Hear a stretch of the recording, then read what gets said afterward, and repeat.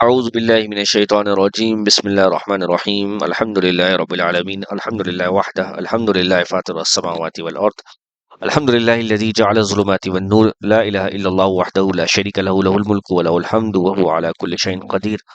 اللهم صل على محمد وعلى آل محمد كما صليت على ابراہیم وعلى آل ابراہیم انک حمید مجید۔ پیارے بھائیوں دوستوں، میں آپ کو یہاں پر یہ بتاؤں گا کہ وہ حدیث کہ امام مہدی کا ظہور جو ہے وہ مشرق سے ہوگا، جیسے کہ بعض لوگ سمجھتے ہیں کہ وہ عرب سے ظاہر ہوں گے، ایسا نہیں ہے، بلکہ حدیث میں اگر آپ پڑھیں تو وہ مشرق سے ظاہر ہوں گے۔ ٹھیک ہے، وہ عرب جائیں گے، وہاں پہ ان کی بیعت ہوگی، وہ سب چیزیں ٹھیک ہے، لیکن یہ کہ ان کا جو ظہور ہے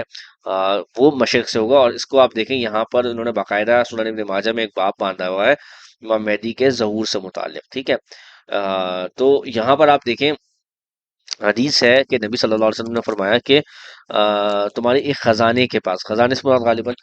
حدیث میں جب ورڈ خزانے کا آتا ہے تو خاص طور پہ اس میں کوئی ایک ریاست، کوئی ایک مملکت مراد ہوتی ہے، تو وہاں پر تین آدمیوں کی لڑائی ہوگی جو کہ سب بادشاہ کے بیٹے ہوں گے۔ ٹھیک ہے، تو یہ ایک سینیریو بیان ہو رہا ہے، اور پھر اس وقت وہ جھنڈے مشرق کی طرف سے نکلیں گے۔ اس حدیث کو آپ پڑھ لیجئے گا، اور وہ ایسا علاقہ ہوگا جہاں پہ کوئی برف ہوگی، برف پہ گھسٹ کر جانا پڑے، یعنی برف ظاہرہ عمومی طور پہ پہاڑوں پر ہوتی ہے، تو برف والے پہاڑ جو ہے وہ بھی اس میں اشارہ ہے، تو یعنی اس علاقے کی طرف جو ہے اشارہ کیا ہے کہ وہاں پہ جو ہے وہ اللہ کے خلیفہ مہدی ہوں گے، یعنی مشرق کی طرف سے امام مہدی ظاہر ہوں گے۔ یہ بالکل واضح طور پر اس حدیث میں موجود ہے۔ تو اس حدیث سے پتہ چلتا ہے کہ امام مہدی کا جو ظہور ہے وہ مشرق کی طرف سے، نہ کہ عرب سے، جیسا کہ بعض لوگ سمجھتے ہیں کہ وہ عرب سے ظاہر ہوں گے، ایسا نہیں ہے، بلکہ وہ مشرق سے آئیں گے۔ یہ بالکل کلیئرلی اس حدیث میں مینشن ہے۔ اس کے علاوہ اور بھی روایات اس کی تائید کرتی ہیں۔ مثال کے طور پہ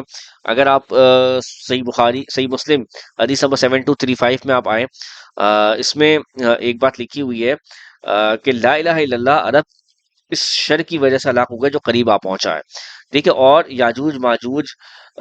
کی دیوار میں سے آج اتنی جگہ کھل گئی ہے۔ تو یعنی یہ ایک بات ہو رہی ہے یاجوج ماجوج کے زمانے کی، یعنی آخری اینڈ آف ٹائمز کی بات ہو رہی ہے، اور عربوں کی یہاں پر خرابی کی بات ہے، یعنی عربوں میں خرابی ہوگی، اور جو ہے وہ لا الہ الا اللہ کی ایک جماعت ہوگی جو یعنی وہاں پہ ان کو غالباً ٹھیک کرے گی، یا جو بھی ہے، یہ اس سے مراد ہے غالباً یہاں پر۔ تو اب یہ بات بھی پتہ چلتی ہے کہ عربوں میں خرابی ہوگی، وہاں پہ تباہی ہوگی، مشکلات ہوں گی، حالات خراب ہوں گے، تو وہاں سے جو ہے وہ اسلام کا عروج نہیں ہوگا، بلکہ اسلام کا عروج کسی دوسرے علاقے سے ہوگا، جیسا کہ ہم نے بتایا بھی، وہ مشرق کی طرف سے ہوگا، جو اس حدیث سے بھی ہمیں ایک اشارہ ملتا ہے۔ اس کے علاوہ ایک اور اشارہ دیکھیں آپ، دیکھیں صحیح مسلم 7284، اس میں بھی امام مہدی کی جنگوں کا ذکر ہے، خاص طور پہ اینڈ آف ٹائمز کے حوالے سے، کیونکہ دیکھیں اس میں بھی جو روایت ہے وہ دجال کے زمانے کا یہاں پہ ذکر ہو رہا ہے بالکل واضح طور پہ۔ تو نبی صلی اللہ علیہ وسلم نے یہ بات بیان فرمائی کہ تم جزیرہ عرب میں جہاد کرو گے اور اللہ تعالیٰ اس کو فتح کر دیں گے۔ تو یعنی اس کا مطلب یہ ہے کہ عرب جو ہے وہ یعنی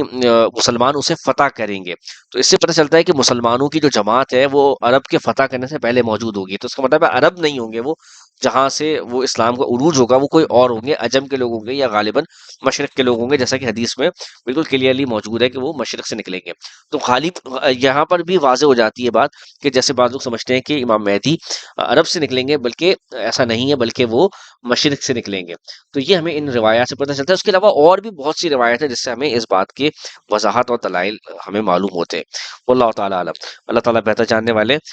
تو میں امید کروں گا انشاءاللہ اس حوالے سے اتنی بات کافی ہوگی۔ جزاک اللہ خیر، السلام علیکم ورحمۃ اللہ۔